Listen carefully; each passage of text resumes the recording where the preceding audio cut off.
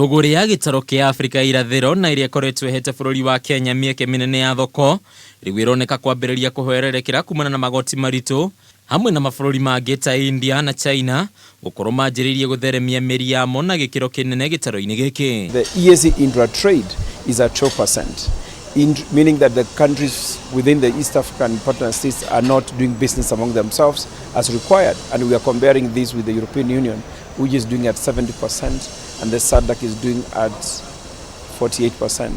And therefore now we ask ourselves, why is it that we are still too low as the East African partner state? Why are we not doing business among ourselves? So meaning that if we are doing at 2%, it means now 17% or so, it is goods that are coming from outside East Africa. Muikariri gĩtĩ wa kanjũ ya kũmatia thogori gĩtaro-inĩ kia EAC Peter Mathuke augĩte ndeto ĩno ningĩ nĩ ĩkoretwo ĩgĩakĩrĩrio nĩ mabũrũri mamwe marĩa mombĩte ngwatanĩro ĩno gũkorwo makĩambanĩra nyambo cia ũgathĩki wa magoti maritũ hamwe na muku wa kĩwonjoria ũrĩa twarĩrĩirie gũcambicũka gwa thogori ĩno. Non-tariff barriers still standing about 20 of them unresolved, which are actually impacting doing business negatively, and therefore becomes so difficult to do business. And therefore, as we now prepare to meet the governments in September, in October, November, what is our strategy to eliminate these non-tariff barriers? Because that has been a key challenge. In our last report by the heads of state, it came out that 17 close non-tariff barriers are unresolved and 2 are chronic.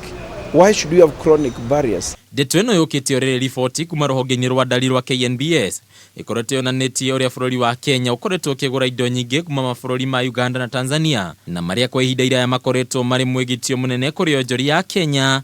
Thirikari rĩu ĩkĩũrio kwarĩrĩra mĩtaratara ĩrĩa yagĩrĩire ĩrĩa kũgitĩra ahũri biacara nini kuma gũkũ bũrũri-inĩ. The 4 pillars of regional integration. The first is the customs union, and the second one is common market protocol. The third one is monetary union. But now we are discussing monetary, and monetary union can never be a success. Single currency can never be a success if we don't have a fully pledged customs union working. Handũ-inĩ ha metha ya ũnjũria Kameme TV rĩtwa rĩakwa nĩ Bataru wa Mwangi.